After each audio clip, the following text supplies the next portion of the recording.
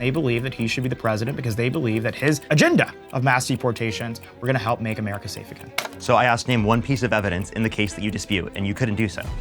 I just answered the question. You just don't like how I answered the question. I'm sorry about that. So you didn't answer the question, you didn't provide a specific example. It sounds like the American people didn't do research on the case, yet they still were willing to vote for Donald Trump. Welcome to Faceoff, where two people debate four claims.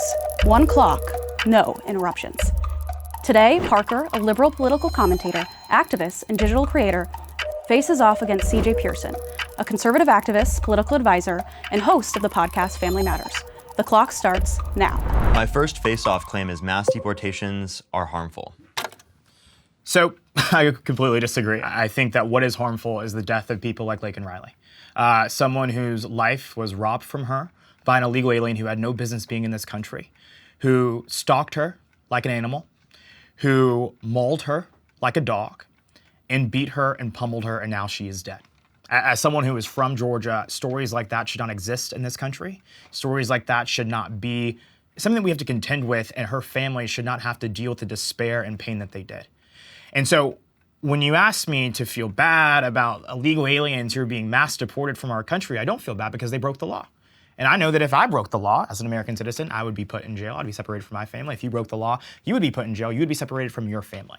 And I don't believe there should be two tiers of justice in this country for illegal aliens and American citizens. And so I think that the American people overwhelmingly voted for this. And so exactly why President Trump won the Electoral College and he won the popular vote, because he ran on this. This is not some surprise. It's not some random thing he decided to do. This is what he ran on. It's promises made, promises kept. And I think the American people support him in that. Yeah, so I think what happened to Laken Riley is absolutely horrible, genuinely. And I think that Democrats from our position, we do agree with deporting people, especially my position. People who have committed violent crimes or what we deem as bad crimes enough to deport someone. But I would say for the vast majority of people who are detained by ICE, over 70% of people, they have no prior criminal offenses.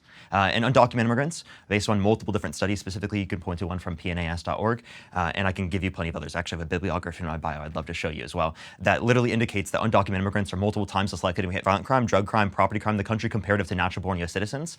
So this idea that they're coming to the country and they're committing these atrocious crimes to an extent that natural born U.S. citizens are is kind of ridiculous to me. They are less likely to commit crimes. Secondly, I just want to address the reality of the matter, that we can still provide a pathway to citizenship for those that are already in the country and documented who have not committed a violent crime or bad crime, and it would actually make it easier for law enforcement to focus on people who are actually a threat to our safety and security as a community, because instead of them spending 70% of their time focusing on people who are not a threat to our safety and security, they would be focusing on the people who have committed violent crimes and bad crimes. So I think we both don't want those violent offenses to happen. I think we both agree that that's horrible and atrocious, and I think we both agree that people in those situations should be held accountable and they should be deported on the condition that they're being put in a prison in another country, because we don't want them running free doing it in another country either. So given those points, I guess what would your argument be for deporting people who have not committed violent crimes or bad crimes?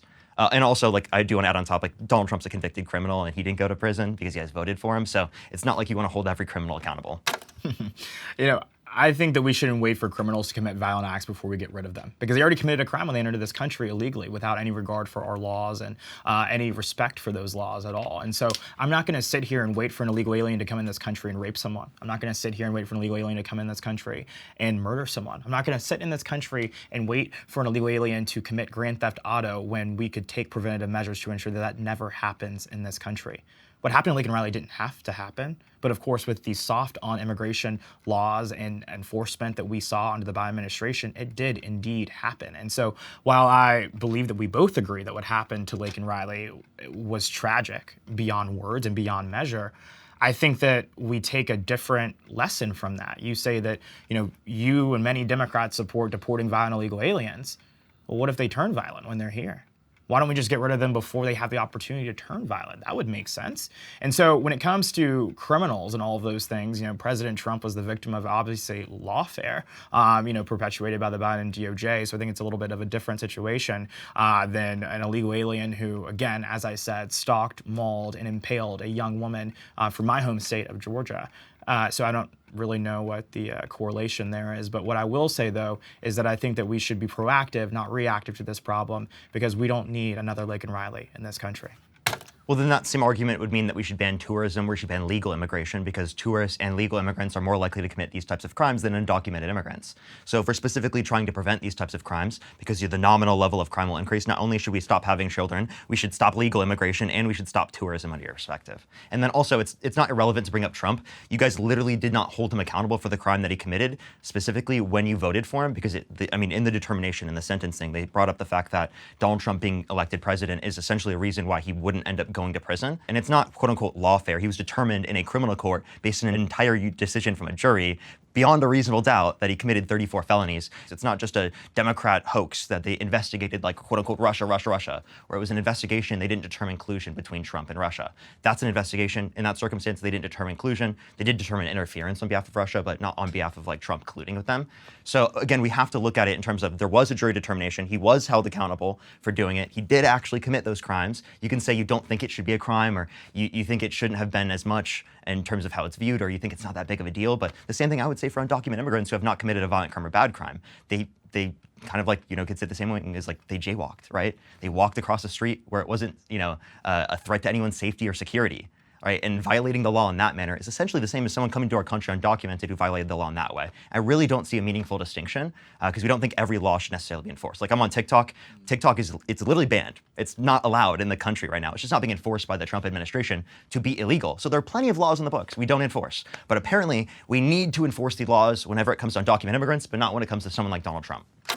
Well, first and foremost, you keep bringing up President Trump's, issue in New York City, where he was found guilty by a New York City jury in deep blue New York City. I'm not really sure how that, again, is related to the conversation we're having about mass deportation and illegal aliens in this country, because last time I checked, Donald Trump is an American citizen, or he would not be president of the United States.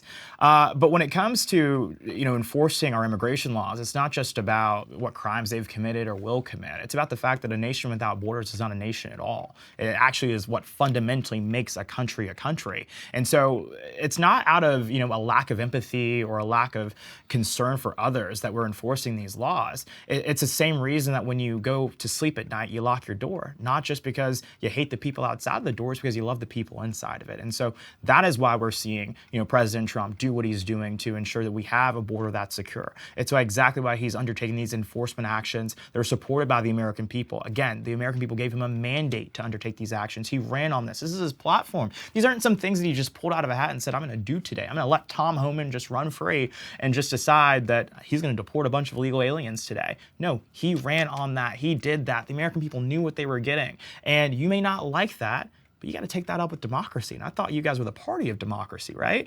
You guys support the will of the American people, and the will of the American people gave him an electoral college victory, a popular vote victory, and he's doing exactly what they desire.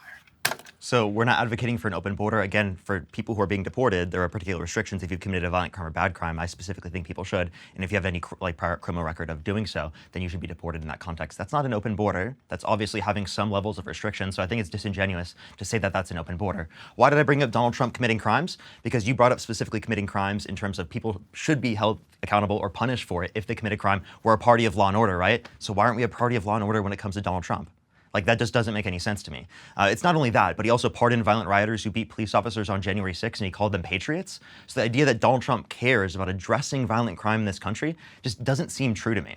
If you want to look at the overall determinations for actually limiting crime in this country, again, border enforcement would have a better job at identifying people who have committed violent crimes and bad crimes and who are actually a threat to the safety and security of our community if they weren't focusing over 70% of their time detaining and deporting people who have not committed violent crimes or bad crimes and have no prior criminal record outside of just coming to this country undocumented. We have to acknowledge our current legal immigration process. It takes too long, too costly of a process to go through. And Donald Trump's used those exact same excuses for saying it's justified for him to deport people without due process, not following the legal way. So why is it unjustified for undocumented immigrants to come to the country through an undocumented process, an illegal process, but for some reason it's totally okay for Donald Trump to use an illegal process to deport them?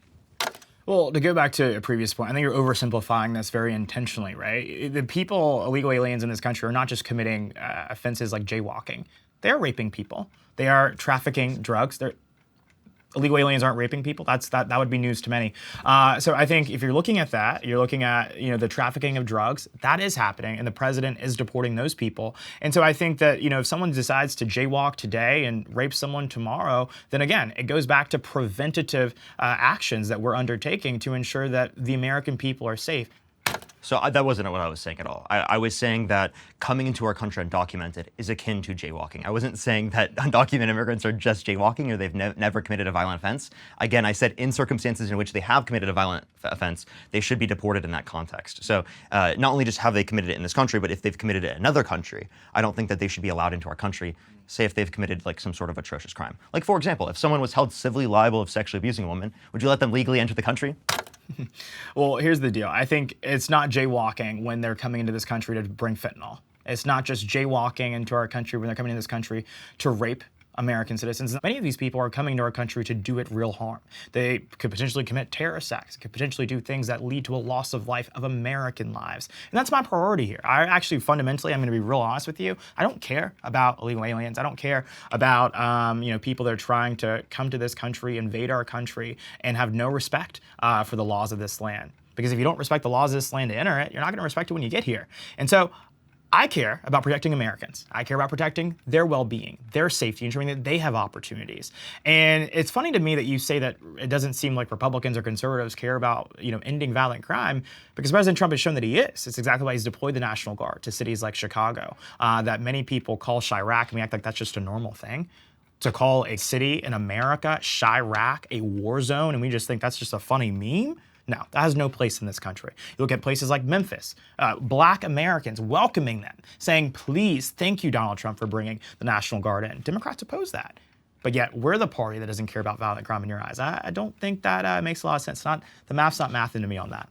Again, undocumented immigrants are less likely to commit these crimes. So although you can sit there and you can try to act like undocumented immigrants are committing all these crimes, they're more proportionally likely. No, all the data indicates they're less likely to do that. Why are we sitting here acting like they're a huge threat to our communities when proportionally speaking, they're less likely to be a threat to our community? Plus, the mechanism that I brought up would make our country more safe, where again, law enforcement would focus on people who are a threat to the safety and security of our country rather than people who are not, who have been in here for 2, 3, 4, 5 years, 10 years, 20 years, where they're living with their families, working in their communities, and making this country a better place. I don't think undocumented immigrants across the board are making this country a worse place. And I definitely reject that idea that you're bringing up. And then in terms of the violent crimes, again, Donald Trump pardoned violent rioters who beat police officers, and he called them patriots. That's explicitly releasing violent criminals onto the streets. We're not advocating to release violent criminals on the streets. Again, I want to deport people in those particular contexts, and I want to prevent that from happening. I think my mechanism does so to a greater extent than yours.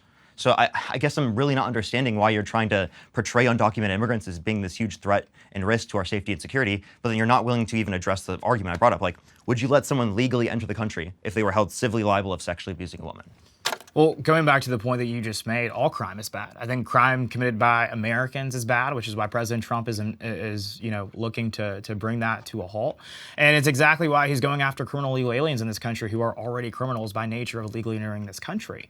I think where we fundamentally disagree is that you think that, well, Americans are committing more crime than illegal aliens, so that's just less of a problem. I disagree. Number one, these people are guests, but also unwelcome guest, right? You give a little bit more grace to members of your family. That's true. If your cousin does something, he may be a little bit of a knucklehead and he may not, always be on the straight and narrow, but that's your family. And you don't get to choose your family, but you do get to choose who you let into your home. And you definitely don't have to let someone stay in your home who barges into your home, disrespects your home. Okay? And so, yes, send them back. They don't have the same grace and luxury that we extend to our fellow American brothers and sisters. But that person will still go to jail. Your cousin will still go to jail. And so I don't care if proportionally American citizens are more likely to commit certain crimes in this country. They will be held accountable. But in a lot of instances in this country, especially under the Biden administration, illegal aliens who were already, again, criminals by nature of illegal entry to this country were not held accountable. They were caught and released back into the country to commit more crimes, to rape more people, to burglarize more businesses. All of those things did indeed happen. That is a problem. I think our fundamental disagreement here is that I'm willing to give more grace to Americans. I still believe in consequences. But again, you are an unwelcome, unauthorized guest into our home. You don't get to continue to be a bull in a china shop when I never invited you in the first place. I'll ask the question again. If someone was held civilly liable of sexually abusing a woman, would you let them legally enter the country?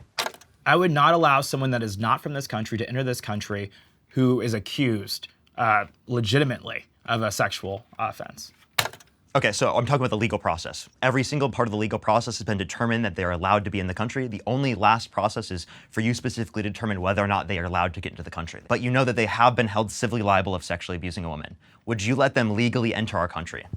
I would not allow a non-citizen of this country to enter this country if they're accused of that. That's not what I said. I said someone who's going through the legal process, they were held civilly liable of sexually abusing a woman. Given that you understand this, would you let them legally enter the country?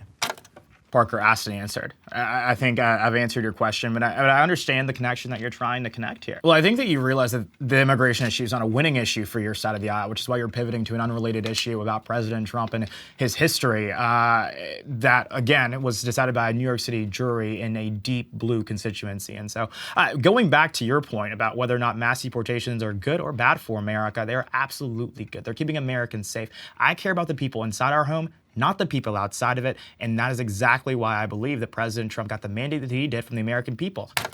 So again, it doesn't seem like you addressed the actual point that I made there. Like, again, I'm just addressing the fact that we wouldn't let him legally into the country, so it doesn't make sense to let him specifically become president of the United States given that determination. It doesn't make sense that he would address crime at a greater extent. And it's also weird for you to say, like, I'm not good in this topic, or like I might not feel like I have the ability to argue this when I chose the topic to debate you on. So clearly this is just something as an aspect of the conversation about immigration because it does relate. It sounds like your beef is not with me, but it's with democracy, because the American people decided to elect President Trump. They gave him, again, a popular vote victory, an electoral college victory, because they realized that the allegations against him were nonsense, malarkey. And, you know, if you have a problem with that, you can take it up with the 80+ million Americans who voted for him. Can you name one piece of evidence in the E. Jean Carroll case, the civil case, that you dispute? I think at the end of the day, when you look at, again, the American people looked at that case, they made the conclusion that President Trump is who they believe can make America safe again, make America great again, make America secure again, and that's exactly why he's the President of the United States right now. Are you a politician? You didn't answer the question. I did, thanks. What was your answer? What was the question and what was your answer to it? My question is that... That was my question.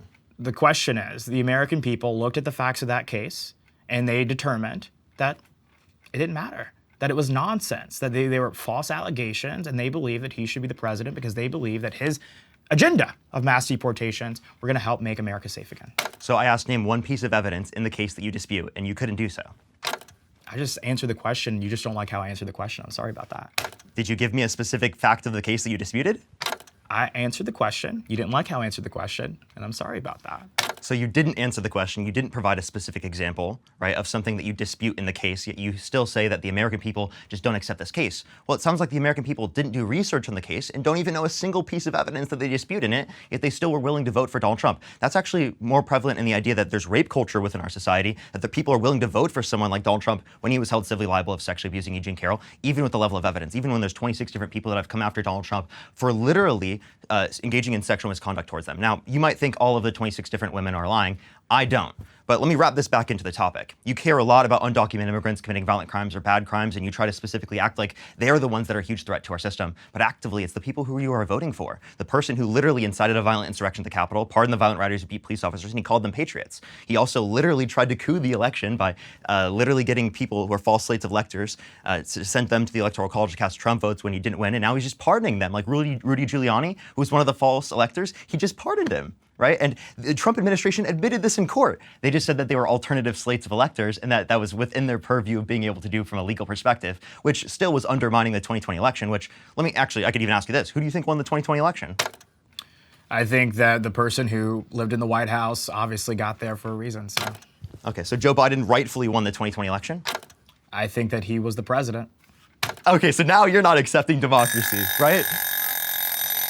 Yeah, I think obviously he was the president. But like, to go back to your point again, I think that you try to make this argument, you try to leave the immigration topic multiple times to make this about Donald Trump, make this about violent crime, make this about rape culture. It's because you realize that this is not a winning issue for your side. The American people want to live in a safe country. They want to live in a safe community. They don't want to be, under the threat of an illegal alien who may rape their daughter, kidnap their child, or commit these acts of violence. And so I'm sorry that you're okay with these people from God knows where coming to our country and causing havoc and turning into a third world country. I'm not. I love America the way that it is, and that's the way it should stay. It's giving 60 minutes. Yeah, no, it actually is. I like this setup though. This is a really fun setup. Yeah, especially too, it's like, I've never seen a debate where people don't talk over one another. So I'm curious to see how like Especially with me. react to it. I don't know. Every once in a while we get debates like that, but this I think is like the best way to do it because otherwise there's going to be interruptions. Like that's just inevitable. My face-off claim is, wokeness is a sign of cultural decay. Okay, so I guess the way I would start this is, what do you mean by wokeness? I think it's exactly what I think a lot of people have come to see it as, right? It's this idea that, you know, victimhood culture reigns supreme, that we should believe in things like DEI or, you know, the artificial advancement of certain groups of people due to their immutable characteristics, whether it's gender, race, sexual orientation, similar categories of that. Okay, I mean, I guess first question I'll ask is, do you believe would DEI to specifically help out women get into the workforce, right? Like in like the 1900s? I think it really didn't exist in its current form in that sense back then when women were first entering the workforce. Okay, sure. So like, I guess in the current sense is what you disagree with it on. You don't just disagree with DEI as a whole, you disagree with DEI viewed in a modern context. So I guess what DEI policy did Kamala Harris, for example, or Democrats support that would be like, oh, I think that this is a bad DEI policy, I think this is harmful, and I think this is a sign of cultural decay? I would say for me, it's minority quotas. It's things like that. You know, America was built upon the bedrocks of meritocracy, and I'll tell you as a person of color, as someone who's black, is that when we look at things like minority quotas, we look at this idea that we need black people in the room just for the sake of having them in the room. All it does is actually discredit the black people in the room, unfortunately, because you're going to have white people who may not have been able to get in the room or were, you know, disallowed from being in the room, who will now have resentment towards those black people in the room because they're like, how did they get there? Did they earn it? Maybe they didn't. Maybe they're just there because of the color of their skin. And I think that leads to cultural decay because it creates racial animosity between groups of people who actually shouldn't have that racial animosity between them. And so I think those types of policies like minority quotas, investments and things like certain scholarships or whatever it may be that only benefited certain groups of people, the targeting or of straight white men and, you know, the exclusion of them from institutions of higher learning in favor of different select minority groups is something that I can't say that I support. Because I fundamentally believe that I don't think blackness is a disability. I don't think that the color of my skin should be something that people, you know, take pity on me because of. And because of that fact, I have a lot of deep resentment towards people who believe that black people don't just need an opportunity, but instead need to be given an opportunity just for a chance to thrive in this country. I think that's completely, it's the bigotry of low expectations. So I don't know any like specific quota-based policy that like Kamala Harris or any of the particular Democrats would support. I guess maybe I'll just ask for what specifics. Yeah, I think it was their embrace of ESG widely. You know, not maybe a part of their actual platform, you know, that was on their website, but they were definitely in alignment with a lot of the ESG policies that called for minority quotas, you know, as a terms of hiring at, you know, certain Fortune 500 companies and just corporate America overall and broadly. And so I think it would be their embrace of that type of, I would say, ethos that was the guiding point of those policies is what I take issue with. Oh, so I'm actually not even familiar with the policy that you just brought up. Maybe that is true, specifically that they do support that particular policy. I'm not quite sure. But typically what I see people support in terms of DEI is like an idea that essentially there's going to be more like process to ensure that people are being like looked at in the process of whether or not we're going to get someone. It's not like whether or not like they meet the set of qualifications prior to that point. It's whether or not they are even given the interview in the first place.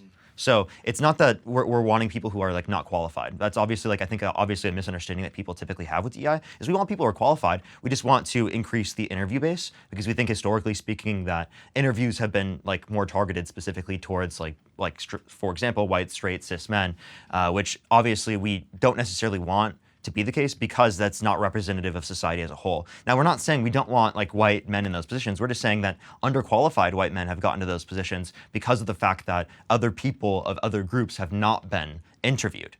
So it's again, it's not about people believing that like people aren't qualified. It's about believing that the qualified people, particularly of those particular groups within that particular field, are qualified for that particular field to be in, that they specifically have not been looked at in terms of these interviews, historically speaking, just because of bias.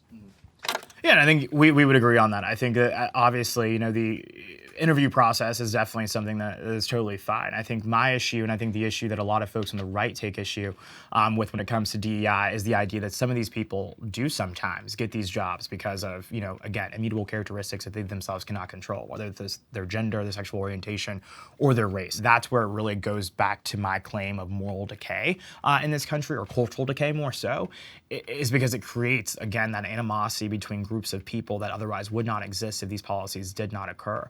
And I think there's also examples of instances where you have folks like Joe Biden, who said that he would, choose a black female to be his VP, which of course then leads to a narrative around Kamala Harris. Was she chosen because she's black? Was she chosen because she's qualified? And I'm sure that you would argue that she was qualified to be VP because she was Attorney General, she was a DA, and all of these things. She was a U.S. Senator. But the question or the conversation is no longer about those qualifications anymore, because Joe Biden just said, I'm choosing a black female. And so people say, oh, well, that must be the most important thing to him. So maybe that's why she got it overall. And of course, whenever she opens her mouth, she doesn't do much to lend credence to the idea that she would be qualified for that position. But I think that's not the only instance. I think also, too, looking at the idea of wokeness leading to things like, biological men playing women's sports, which is just completely, nonsensical, scientifically disadvantaging towards young women. That's a problem. I think that's absolutely cultural decay. That would have been a crazy thing to tell our grandparents and probably our parents just a few years ago, that they would have their daughter forced to compete against biological men in sports like volleyball or swimming or wrestling, only to see their daughter, who've worked incredibly hard to achieve what they achieved, robbed from them by a man, which I thought the left was against the patriarchy, but they seem as if to be okay with the patriarchy as long as it's an extension of the woke agenda. So one thing that a lot of people don't know is actually Trump, before picking Amy Coney Barrett for the Supreme Court, he actually said that he was going to pick a woman. So, I mean, I really question why. Why did they specifically have the conversation about Kamala Harris, whether or not she's qualified, just because Joe Biden said that he was going to pick a black woman? But for some reason, whenever Donald Trump said that he was going to pick a woman, no one questioned that with Amy Coney Barrett. So that's a question I would have. And I think that that's actually not related to like them specifying prior that they're going to pick a certain type of person. And also, just because you're picking a certain type of person doesn't mean that they're like not qualified. So I think that if you want to identify that, like from your perspective, that Kamala Harris say isn't qualified from your view, then it shouldn't be based upon the idea that just Joe Biden said this, because then you'd have to say the same thing for like Amy Coney Barrett. And then what was the second thing you said? Actually, I remember. You said specifically trans women, like for example, in women's sports. So I actually think that after multiple years of HRT, in some sports, there's particularly no unfair biological advantages that would make it unfair insofar as that people could be able to play in those circumstances. And I also don't think it's like a big issue on like a national stage to even be addressed in a format like this, because I don't think that there's enough trans people that are like quote unquote dominating these spaces. Obviously, we want fairness. Like no one's going to dispute that. I just push back on the idea that there can't be any trans women specifically that could play that would make it still fair. Like there still could be fairness within that. And then also like the idea that we're viewing gender in this context is not from a biological standpoint, it's from like a social standpoint. It's based upon the commitments that we have towards certain social norms and characteristics as a prescription of our identity. So that's the way that I view gender. Now, I understand the idea of like there are certain biological elements that people specifically like can have an advantage for engaging in certain sports, and I actually agree in certain circumstances that there is like a particular fairness issue. Again, if there's not like multiple years of HRT, they have gone through a male puberty, for example, there are circumstances like that where obviously there can be a fairness issue. But I push back on the idea. I don't think it's true in all circumstances, and I think the overall ban doesn't make sense. And I also don't think it makes sense to address on a national standpoint, as I think it's mostly like a non-issue. Well, to address your first point about Amy Coney Barrett, I'm against all types of DEI hires. So it doesn't matter if it's happening on the left or the right. I don't think there should ever be someone given a job because of their race, their gender, their sexuality, full stop. So if it happened on the left, it's bad. If it happened on the right, it's bad. Full stop for me. Number two, I think those on the Olympic Committee would actually disagree with you, because just this past week, they announced that they would be banning all transgender individuals from competing in the competitions in categories of which that don't belong to their biological gender and sex, because they recognize the fact that there are clear biological differences that lead to differences in performance and differences in their ability to compete in their respective races and events because of those biological differences. So they believe that it's a big enough problem that not only do they want to address it on a national scale, they want to address it on an international scale. So I would say that as well. And number three, the idea that this is just a rare problem so that we shouldn't address it, I would push back on that. If this was your daughter, if you had a daughter, this would be a very important issue for you. If you were a young woman competing in college sports who had dedicated your entire life to the love of the game, and you had the biggest opportunity of your life robbed away from you by a mediocre male athlete who decided that he wanted to play dress up one day, you would be very upset about that. And I push back on the idea that gender is some type of social construct because I don't actually believe that being a woman is just a costume. This isn't Spirit Halloween. You don't just decide to be a woman, right? Being a woman comes with a lot of different challenges and unique things to them. You actually are making me sound like a feminist, Parker, over here. Being a woman means that you're having things like a menstrual cycle. Those men don't have to go through that. Being a woman means that you have to go through certain challenges in your day-to-day life that men don't have to go through. Again, I sound like the feminist over here, which is really interesting to me because that's how far left the left has gone. That's how woke they've gotten, that they've actually forgotten core constituents of people that they used to long rely on for political power. And it's ironic because I remember when I was first getting involved in politics, the left would often talk about how Republicans were waging a war on women, when it's very clear to me today that it's the left that is waging this war on women. They're waging a war on women's sports. They're waging a war on the idea that being a woman is not some, again, costume or social construct, but it is who they are biologically and fundamentally. And also, too, they've even tried to erase women by calling for the erasure of the word mother and substituting it with the idea of birthing person. Do you support that? So there's a few things here. I do think that you can typically use the term mother. There are people who are pregnant. It's not all circumstances we would specifically use that, but I think you can use woman in most circumstances. There's not an issue with that. But the typical point that I would make is that I don't think that womanhood is just defined by their biology. I think that's obviously like an absurd way from my idea of understanding womanhood. And I do agree that in typical women do deal with certain things typically, but that doesn't mean it's always true. Like for example, right, there are women who are born without uteruses who are still biologically female, and yet they might not specifically deal with certain things relating to the context of having a uterus, but they still are a woman from your perspective. So it's not that every single one of these things specifically is dealt with by a woman. That means that that's how what identifies you as a woman. So like I push back on that idea. And then also like it's not just a costume. No one's claiming that. Like we don't think people engaging in drag, right, are women, right? They're engaging in drag. That's a performance, right? This in this context is based on someone's identity, kind of similar to like our names, right? We utilize the name Parker. There's nothing biologically that identifies that I'm Parker, but we utilize that and it's based on respect that we engage in that. And it's a method for identification. It's based on identity, right? Those are obviously things that I think are important in the context of engagements in society. Now, if you're saying that it could have some sort of implications, particularly within other scenarios, like again, what you brought up in terms of sports, I still push back on this. I don't think it's important for us to even talk about it, but is it something that maybe the Olympics might make policy on? Sure. But is it enough of a thing that we should talk about it in the first place to even get to that point? I just don't see that as a good argument. And then secondly, like, I think that this is oftentimes because of like outrage in society. I don't necessarily think it's because there's people who are dominating. So could you name like any specific people that you think are dominating across the board that are making it unfair, like maybe 4 people that you think are dominating?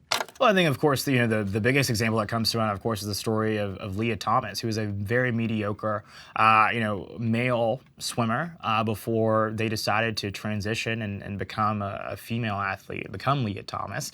And of course, we know their story with Riley Gaines, and she was actually robbed of the ability to hold her trophy because of the fact that Leah Thomas had transitioned over to her event and had beaten her in that race as a biological male. And so I think any one of those instances is one too many for me. Like that's why I'm saying I think we fundamentally disagree that just because this isn't happening every single day doesn't mean that it's not happening enough. The first time it happened was enough for me. I think that it's absolutely absurd to, again, belittle the accomplishments of female athletes and biological women all throughout this nation just because we feel bad and we think it might hurt the feelings of trans individuals in this nation. I don't agree with that. But not just in relation to the female sports issue, just look at what happened recently in California. There was a lesbian black woman who was banned from a gym because she took issue with a biological male who had been arrested for domestic violence. He had actually beaten a woman up, broken her jaw,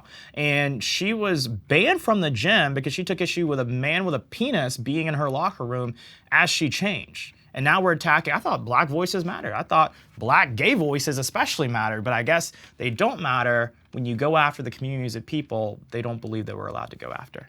So it sounds like you just mentioned Leah Thomas, which I don't think that she specifically like is like dominating in every single one of these races. She didn't win every single one of her races, and she's also not even competing right now.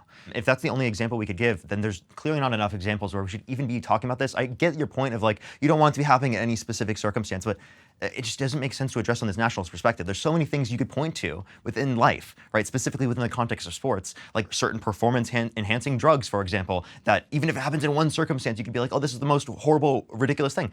But what would be the point to have a conversation about that and a conversation about wokeness or politics? I just genuinely don't understand that perspective. And also, like, are you someone who watches women's sports typically? I don't know many people who do.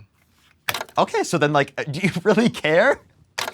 I care because I don't have to care about an issue personally happening to me to actually believe that it requires action, right? You know, when I look at what's happening in cities like Chicago and Memphis, I don't live in any of those cities, but I look and I see, you know, of course, black children being brutalized, murdered in the streets, and their parents not feeling comfortable allowing their black kid to go out and play because they don't know whether or not they're going to come back home in a body bag. And so I've never been in that position. I didn't grow up in those cities, but I still have empathy for those people because I'm a human being who believes that they don't deserve to live that way in the same way that I don't believe that female athletes deserve to have their womanhood treated again as some type of costume. But again, wokeness is not just as it applies to, you know, DEI or, of course, you know, the inclusion of biological men in women's sports, but also leads to the infantilization of the way in which people treat minorities in this country, which I take issue with fundamentally.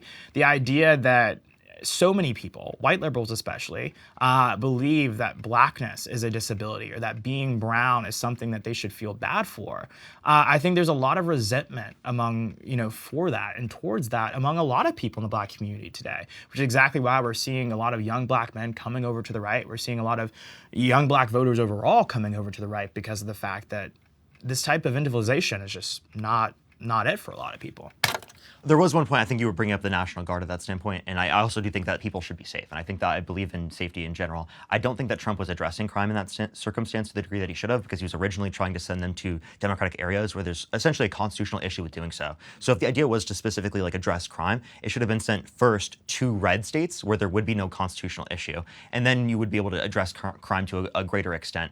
And then also, it's really only going to be enforced when the National Guard are there, and then also the National Guard has an issue with like being able to even enforce the law or like arrest people. So there's a few things that we could bring up in terms of that would be relevant in terms of addressing crime. But overall, in general, I totally want to address crime. That's a totally legitimate thing to like bring up. But like one thing I want to go back into in terms of pointing at is that like in these circumstances, if you're talking about specifically like the context of bathrooms, I'd hate to bring up Trump again, but he literally bragged about walking into the changing rooms of naked women while they're changing without their consent, and an 18-year-old came out, so there were 4 girls as young as 15 years old in these changing rooms, so Donald Trump would barge in. If you have such an issue with it where we need to address it in something like this type of conversation, right, you would seemingly also have an issue with it in terms of Donald Trump doing that, and that would be like a reason you probably shouldn't support him, right? Well, I'm not familiar with that story, so I can't speak to that. But what I can speak to are the clear instances of trans men, you know, going into, you know, bathrooms where there was the Target situation that happened just a few years ago, which led to a massive boycott of that organization, which they have since walked back because of just how deplorable many people found it. So I can't speak to that particular claim or story. I'm not familiar with it. Oh, okay. So trans men are biologically female, and in these circumstances, if we have to go send them into bathrooms based upon their biology, they're going to be forced to go into women's restrooms. And because they're male presenting, masculine presenting, they're going to get assaulted going into those bathrooms. Like I know trans men who will absolutely get assaulted going into those bathrooms because they think that they're cis men. They don't know that they're trans. So you're putting a lot of trans men specifically at risk, forcing these particular standards in place. And then also, you're not actually like making anyone safer necessarily. Trans women are not a threat to cis women in the context of these spaces. There's actually very good evidence indicating that there's not an increase particularly in the likelihood of those particular types of crimes happening, given that trans women are allowed to go in those particular spaces. Now, if you'd like to provide me a source or a study or something that indicates otherwise, maybe you could make a prescription otherwise. And then also like the idea that like a cis man is going to portray themselves as trans to be able to then assault women is easier if we're forcing trans men to go into the women's restroom because trans men are more masculine presenting. So any cis man could just go into the women's restroom, claim that they're a trans man, and what are you going to do? Check their genitalia? Right? Like, so you have to have a basis for this that understands what's empirically going to lead to a better outcome of people being safer. And I don't think the idea of restricting trans people specifically from spaces like that I don't think there's any good evidence indicating that it makes people safer. I think all the evidence indicates it makes people less safe. Are you okay? You've been walking around like a baby deer all day. Dude, no, I was at the grocery store, huge puddle of water in the freezer section. I slipped. There was no sign, nothing. Oh man, did the store take at least any responsibility? No, they handed me a roll of paper towels and told me to get out. That's not okay. Well, there's a reason injury law firms exist. Just like there's a reason Morgan & Morgan, the sponsor of today's video, is America's largest injury law firm. Morgan & Morgan specializes in a wide range of personal injury cases and have won thousands of big cases. Just recently, Morgan & Morgan has secured verdicts of $12 million in Florida and $26 million in Philly. That's up to 40 times the highest insurance offer. I'm telling you, your case can be worth millions. The best part, it's all free unless you win your case. If you've also been a victim of a personal injury or any other serious accidents, you can visit www.forthepeople.com/Jubilee, found in the description below, to start your free claim today. Okay, I'm looking them up right after this. Thanks to Morgan & Morgan for sponsoring this portion of this episode. Now, let's get back to the video. My final face-off claim is Trump is terrible for the economy. Do you think Biden was good for the economy? I think he was preferable comparative to Donald Trump. Why is that?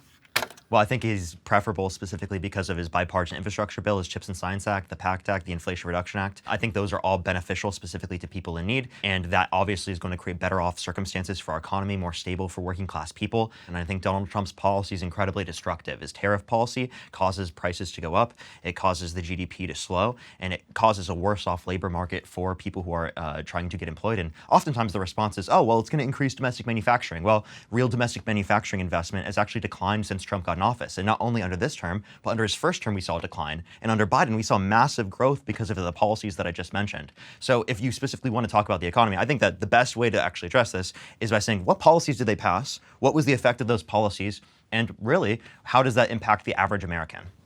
Well, I think the entire idea of this being called the Inflation Reduction Act was a misnomer from the beginning. It didn't actually reduce inflation, and what it actually did do is hire 80,000 IRS agents who disproportionately target middle class to lower income Americans with audits. They're not going after the top 1%. Why are they not going after the top 1%? Because those people can hire CPAs and fancy lawyers and all of those things, but they are going after everyday Americans. And so I can't say that that was an economy that was working for everyday working class people, unfortunately, but that was part of the course for the Biden administration. He made it incredibly hard to be an everyday American in this city or in this country. Everything from, grocery store costs. There were often times when there were things that were not even on the grocery store shelves under his presidency. Gas was, of course, out the wazoo. This president has actually worked to address that, to reverse it. We're seeing continually everyday goods like eggs and things of that nature, meat prices going down. I think 3% down year over year. Pretty incredible numbers there. We're looking at gas prices continue to go down. S&P 500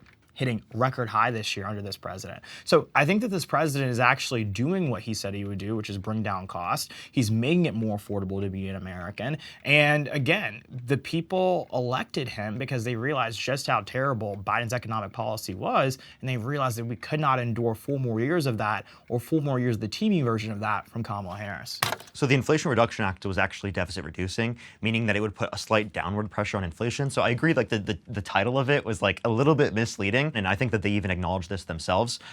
Really, it was about investment in renewable energies and also like making it more affordable for people to be able to get access to insulin if they're on Medicare, for everyone on Medicare, not just for parts of Medicare like it existed under Trump. So I think that's a specific good policy. And then in terms of the audits, income tax is disproportionately progressive, right?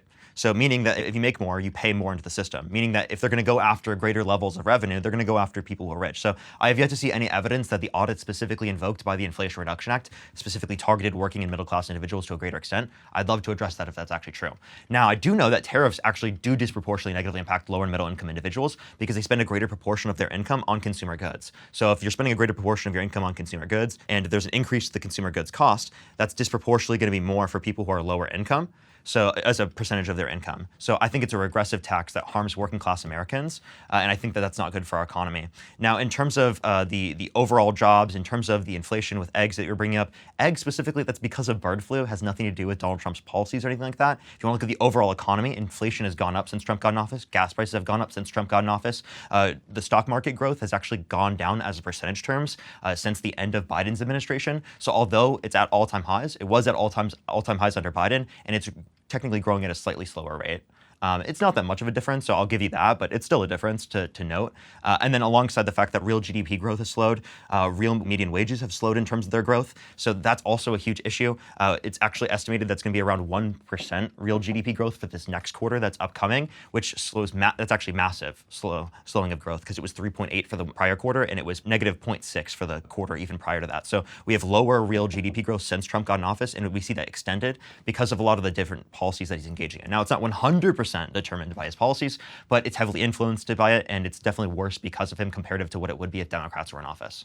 Well, we're going to address those points, and I think that it's very optimistic of you to believe that we would be in a better economic situation under Democrats when we know what the economic situation was under Democrats, because we lived through the Biden years. We lived through the Biden years when people would go to the grocery store and they would be going down the aisles and they would actually go to check out at the cashier lane, and they would have to take things out of their shopping cart because they couldn't afford to live in Joe Biden's America. So I don't have to imagine what it was like to live in Joe Biden's America. I know what it was like to live under a Democrat president with a Democrat economic agenda, and it did not work for everyday Americans. It did not work for working class families. It's exactly why they came over and they supported President Trump.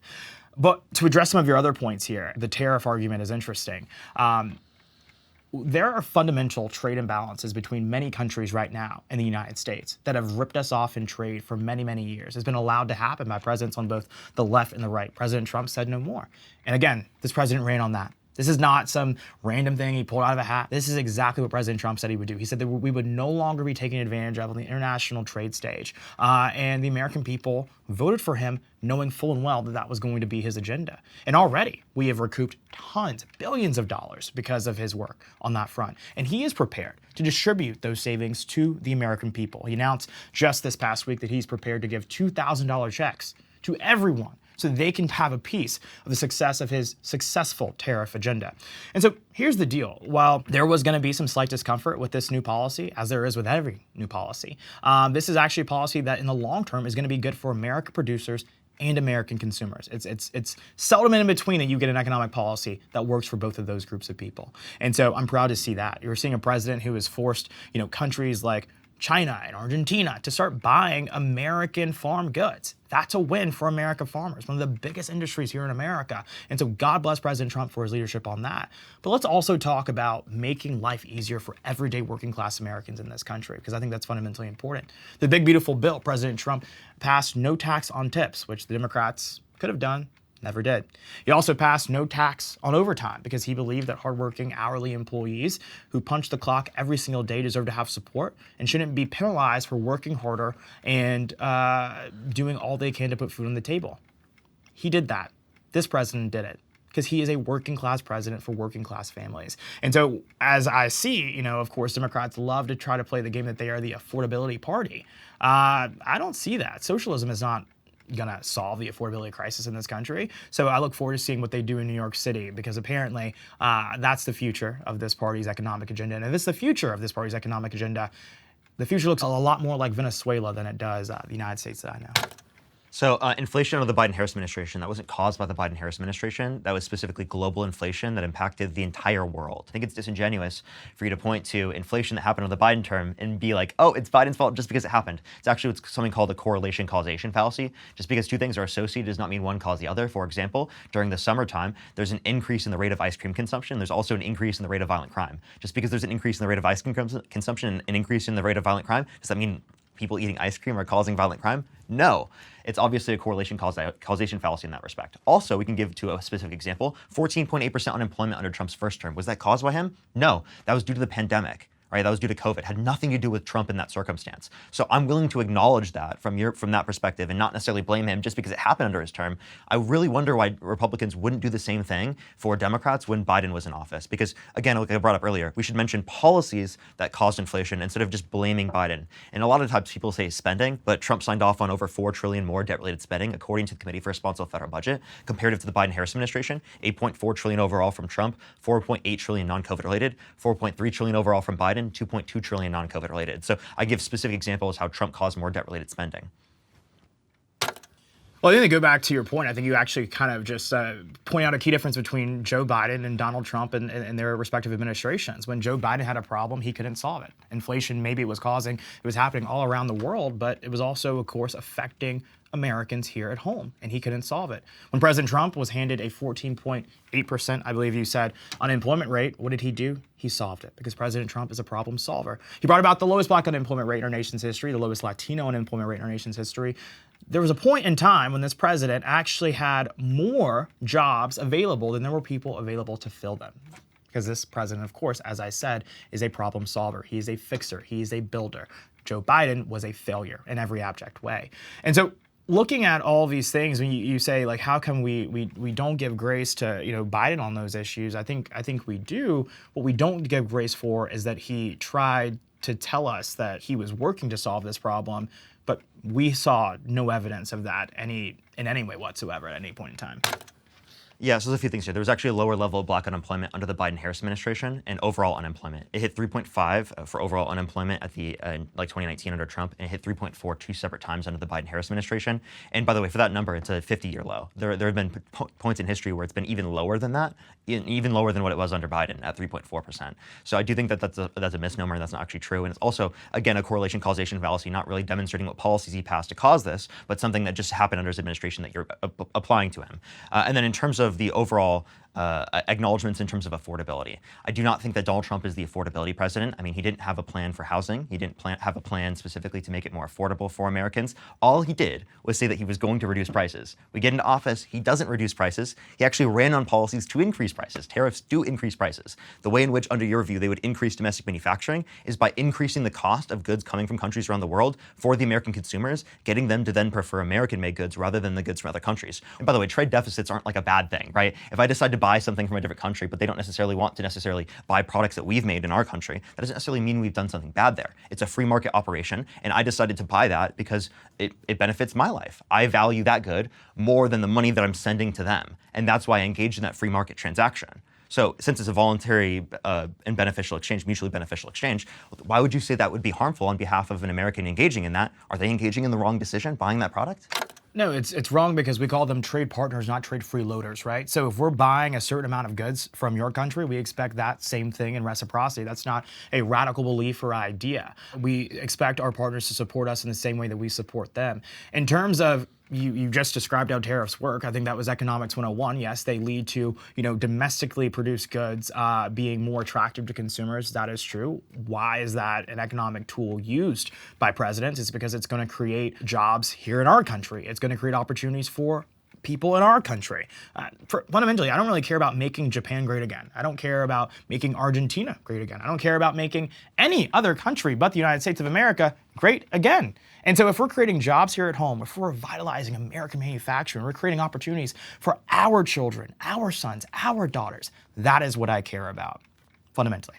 Yeah, Republicans just voted against an amendment that would send the $40 billion that's going to Argentina to American citizens to extend the ACA subsidies for another 2 years. So instead of focusing on reducing healthcare premiums specifically for American citizens, they're sending $40 billion to Argentina. So if you want to make America great again and not focus on other countries, you should focus there. And then also, again, a trade imbalance doesn't necessarily mean that there's anything economically wrong there. There are plenty of countries around the world that are not going to be able to demand products from our country in the same way that we demand products from their country, because we have a great consumer base and we have more people in our country. For a lot of other countries, they have a smaller country. So they might be producing more goods that we'll be buying from them than we are going to be producing goods sending to them. And that doesn't necessarily indicate a bad economic relationship. The trade deficits you're looking at, I know they seem bad, or they seem like maybe they're adding to the debt or something like that. No, it's specifically just talking about the level of imports and the level of exports going between nations.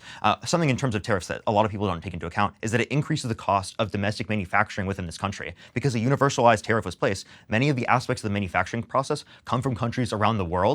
So it makes the domestic manufacturing process more expensive here in this country, therefore disincentivizing it and causing those goods to be more expensive, alongside the fact that it destroys export jobs in this country that rely on selling their products to countries around the world, because when we place tariffs and they place tariffs back on us in terms of a retaliatory notion, it causes our products to be demanded to a lesser extent in their countries. That's why Trump is talking about utilizing the revenue, right, specifically to help out farmers. But apparently he's able to use this revenue for multiple different things, right? For the revenue to help farmers, to give people a $2,000 check, and so many different other things. So how is he using this revenue for all of these different things when there's not enough revenue specifically from these tariffs to be able to do that? And also the revenue from these tariffs is coming from a regressive process, meaning it disproportionately, again, negatively impacts lower and middle income individuals. If you want to raise revenue, get it from income tax, a progressive structure.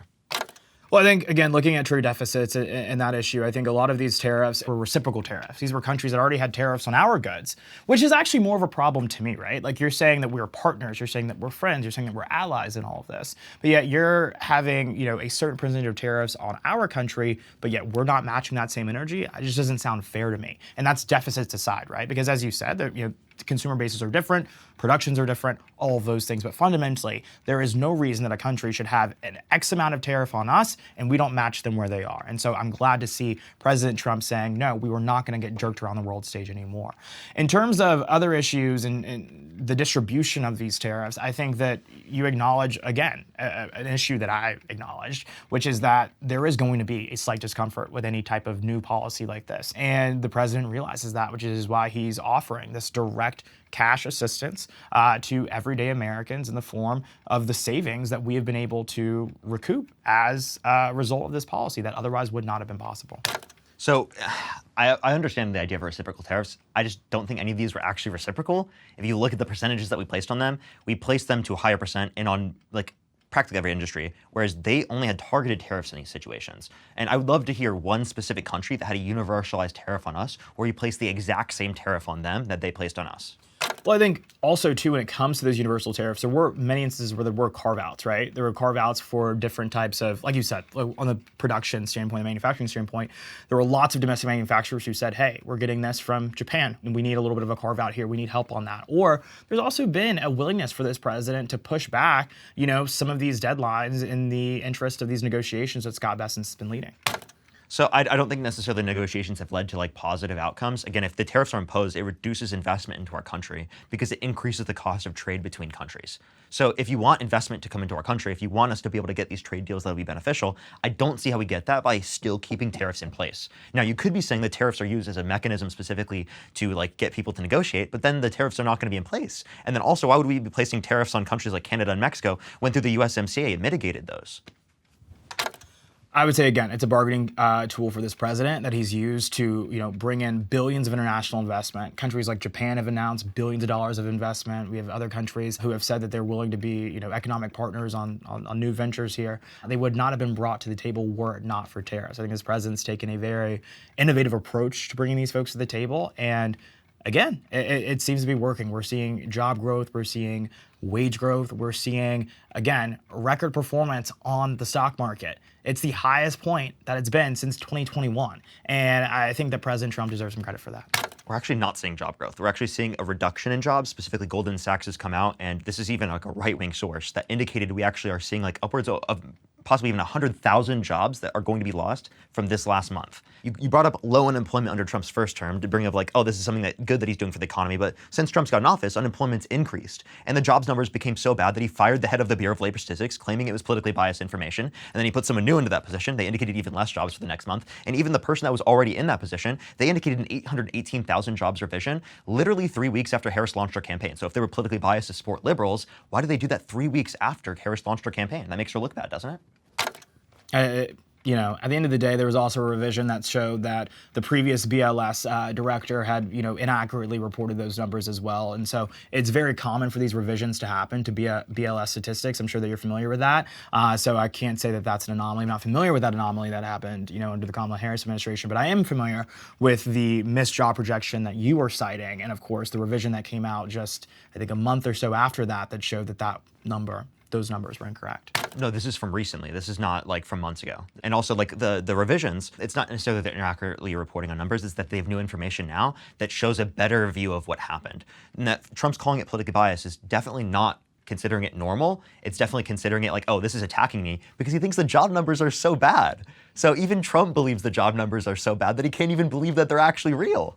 I think month over month, we're continuing to see growth across the economy. We're seeing the cost of goods coming down, which is important, and I think that's exactly what the American people voted for. And you can shake your head and be upset about that, but the American people, they're actually going to grocery stores every single day. They're not upset about that. They're grateful for it. They're grateful for a president who cares about them, who is enacting an economic agenda that doesn't just work, for a certain tier or class of Americans in blue states and their cosmopolitan, cities. That's making it easier for them to get their Erewhon smoothies, but what? They care about the folks in Middle America and the Rust Belt, blue states even, so that they can actually afford to survive. I think that we would be remiss though if we didn't talk about if Trump is bad for the economy. You know what's bad for the economy?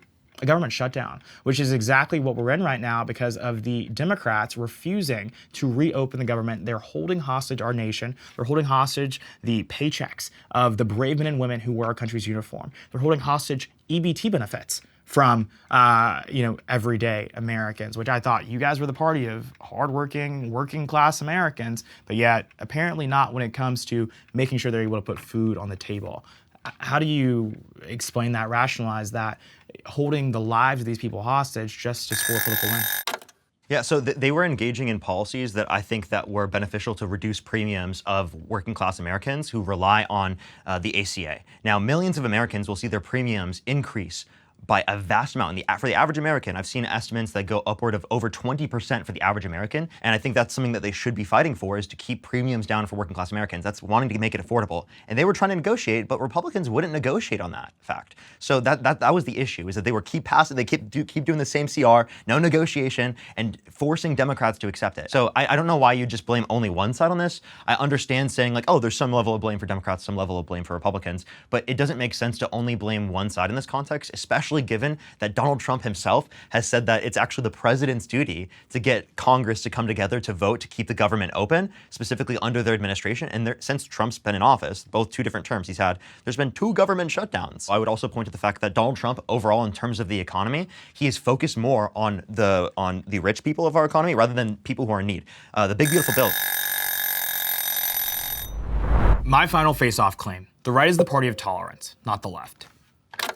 Yeah, so I guess we would have to start with, what do you consider to be tolerance? Because I don't think that from either our perspectives, we're going to be tolerant of every single belief or every single ideology. It's about tolerance within a degree of acceptance. So what's your basis for tolerance? My basis of tolerance is the free expression of ideas. What we've seen on the left is a complete disdain for that freedom of expression, a complete disdain for freedom of speech in this country, as our founding fathers intended it to be. We saw the perpetuation of cancel culture coming largely from leftist institutions, leftist creators, who have sought to basically unperson people who don't toe the ideological line that they prefer. If you believe that a woman is a woman, you're labeled a bigot. If you believe that blackness is not a disability, you're labeled a bigot by those on the left. These are the things that the left has used in an attempt to quail speech. And I think that if you're anti-speech, if you're anti-freedom of expression, then you also are anti-tolerant. But also, too, it's bigger than that, right? It's about the idea of allowing people to disagree and not trying to cause them harm. We saw just a few months ago the assassination of Charlie Kirk, where a far-left individual shot him dead in front of many, many people because he took issue with the fact that Charlie Kirk was a man of faith, someone who believed in the conservative ideals that he dedicated his entire life to. Look at the text from Jay Jones, the now Attorney General-elect in the state of Virginia, who fantasized about the death of his political opponents and their children. That's not tolerance to me. It's blatant distolerance, but also, too, I would say, to spin the word right back at you, it's bigotry. So I don't think that these would be mechanisms for identifying the entire left is this particular way, as there have been MAGA individuals that not only have gone after Donald Trump, but have murdered the Hortmans and have also specifically attacked Paul Pelosi with a hammer. We can point to those particular circumstances, and we can point out how people on the right were specifically condoning it or okay with it to some extent. But I don't think that's representative of the whole side. So I don't think that we picked specific circumstances like that to demonstrate whether or not a certain side is tolerant of certain ideas. And I also don't think the idea of cancel culture of there's people that specifically have disagreements with you means you're canceled. I mean, I've had people disagree with me on the left. That doesn't mean that I was canceled. So I guess what's your basis for saying that someone was canceled? I think looking at, a pre-Elon Musk, X even, right? You saw people who, if they were saying certain biological facts, the fact that men are men, women are women, they would be banned from the internet in some cases. You look at instances where people have been debanked. Donald Trump Jr. was debanked. Eric Trump was debanked. President Trump was debanked. These are powerful names and figures. But because they were conservative folks who had fallen out of good graces with the elite in this country, they had lost their entire ability to commit commercial transactions in this nation. That is cancellation to me. It's not cancellation to get, a few angry tweets or TikToks made about you. I think that we can all take that. But I think what truly I think is un-American is when you have people who lose their ability to conduct commerce in this country, who lose their ability to even engage in the public town square, which has become social media in this country, because of what they're saying is hurting someone's feelings, even if it is true biologically and scientifically. That to me is cancellation. And I think that when you look at the power structures that exist in this country, those power structures were never used against those on the left to the degree in which they were against those on the right. You didn't hear these stories of leftists being debanked. You didn't hear these stories of leftists losing their ability to go on Twitter because they said bad things and naughty things about white people. Actually, they probably got a few more retweets than usual for saying those terrible things about white people. But however, if you directed those same comments towards a protected class, someone like me, someone who's a member of the black community, you were banned. So there was always this clear double standard that existed in terms of enforcement that was directed disproportionately negatively towards those on the right and not those on the left. So you're really just talking about how private companies are operating their community guidelines, which the same issue has happened with TikTok. I've been streaming on TikTok for years now, and I've been dealing with bans for a very long time. I'm actually on my third account because 2 bans, permanent bans, have happened to my account prior. So the idea that people on the left haven't been banned at all, I think is just not true. You might hear more about people on the right getting banned because you are on the right, as I might hear more about people on the left getting banned as I'm on the left. I don't think that that's a basis for saying, oh, the left is specifically in support of cancel culture. It's a particular business saying they want someone on their platform or they don't want someone on their platform, and that's their decision to make. Under free speech, they can make that determination. And one thing I would say that relates to this is Trump himself recently has said that if he could make TikTok 100% MAGA, he would. What are your thoughts on that? I think the president saying that, the TikTok platform would be favorable to MAGA content is of course, his preference. I think any leader of any political party would want any platform to be a supportive base for their political ideas and their values. As we've already seen, actually, there's a lot of support for President Trump on TikTok. We see that his content actually performs better than Kamala Harris's did during this past election. That's probably in large part because of the fact that, I don't know, he was a lot more authentic and better at reaching young people where they are. But to go back to your point about private corporations, let's not pretend as if a lot of these tech companies are disproportionately ran by those on the left. We don't only have to talk about actually, corporations in this sense. We can talk about a more recent example with Sydney Sweeney, who participated in a simple ad talking about good genes. Good genes. She just wanted to show how good her genes were. And because of that, because she was a attractive white blonde woman, let's be real about what made people angry on your side about this, she was canceled. I think it's just silly to me. It's silly to me that, number one, a woman cannot go participate in a harmless ad, say that she has good genes, referring to an article of clothing, her pants, and not from your side be accused of somehow being a Nazi sympathizer, which many people on TikTok were saying about her. Again, only because of the fact that she participated in an ad promoting an article of clothing.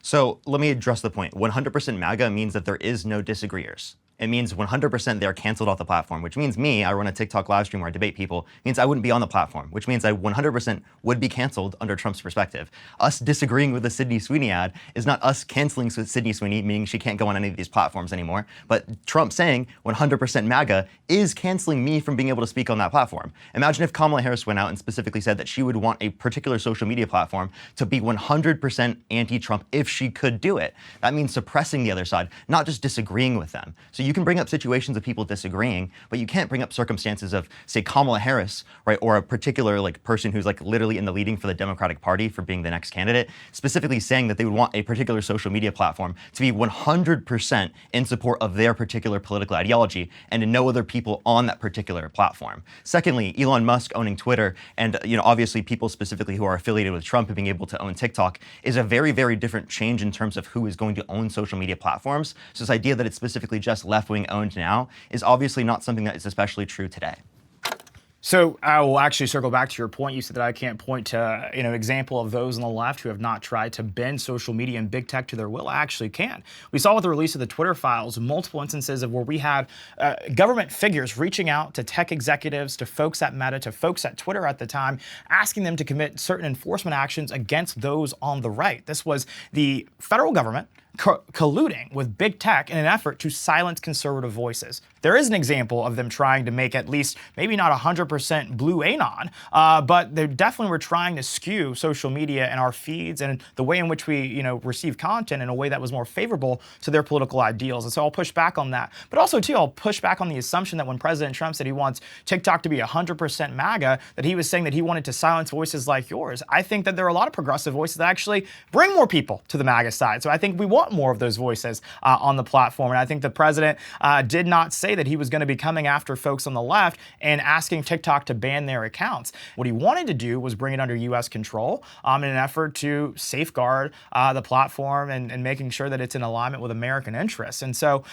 the president, you folks don't give him the benefit of the doubt. It's similar to the way in which he says that he's running again for president and you guys call him a dictator and a king as if he's being serious. I think when the president said he wants TikTok to be 100% MAGA, again, it was a wish, it was a desire in the sense that he wants his message to be so organically supported by those on the platform that it shows the groundswell of support that we're seeing across the board among young people drifting towards our side in the political argument.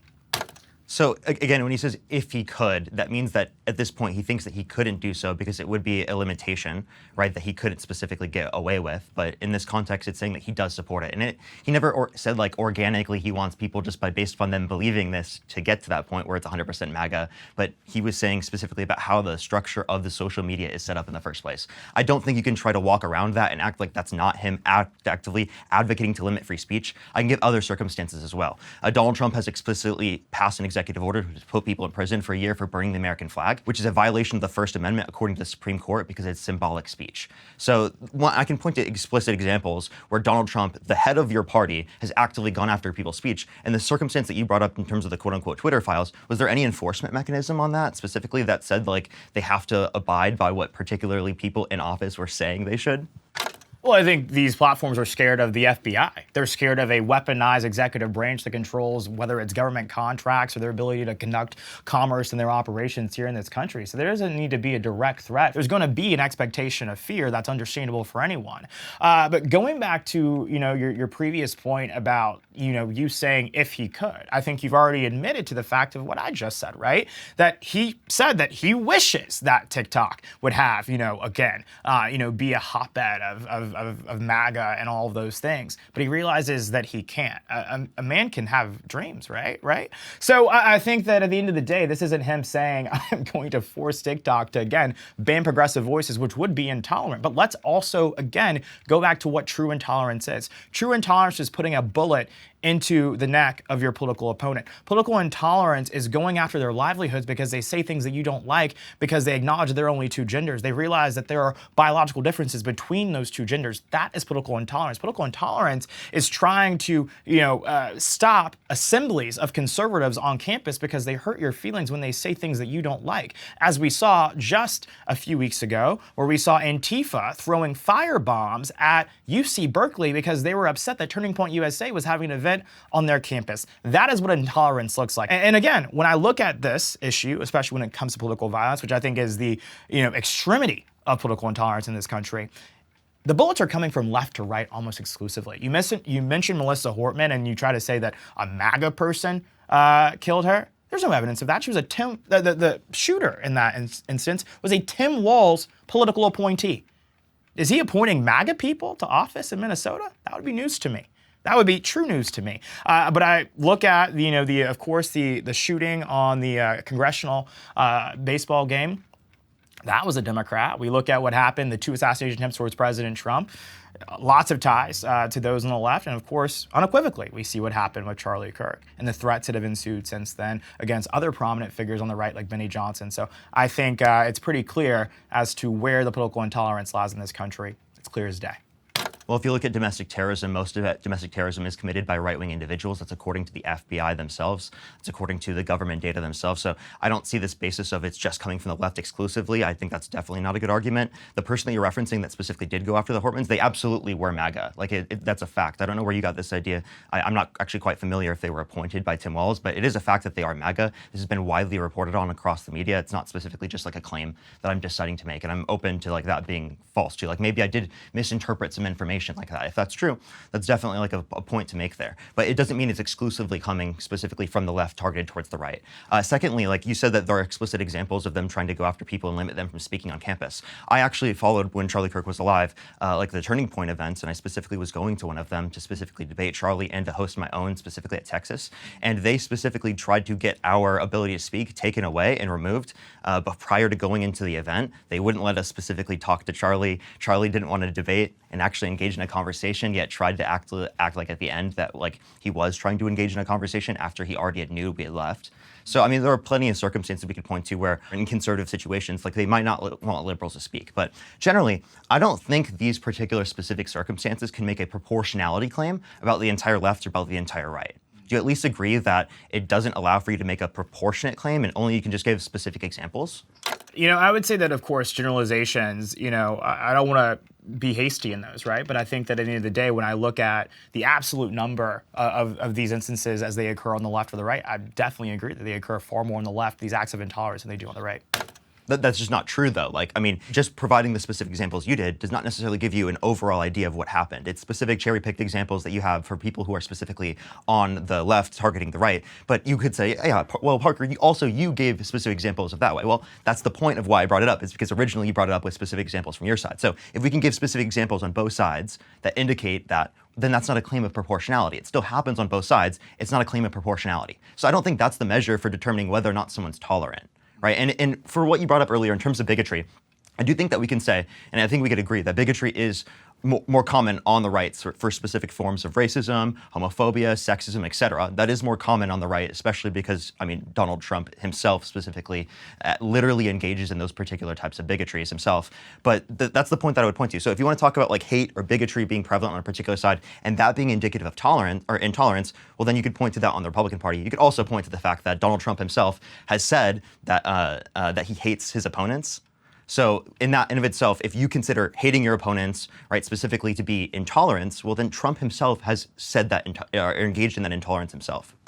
Well, I would disagree. I think that when you have folks like Gavin Newsom who are calling President Trump every single day a fascist, though that was on the bullet that killed Charlie Kirk, or was actually in the gun, in the chamber of the gun that killed Charlie Kirk, that is political incitement of violence.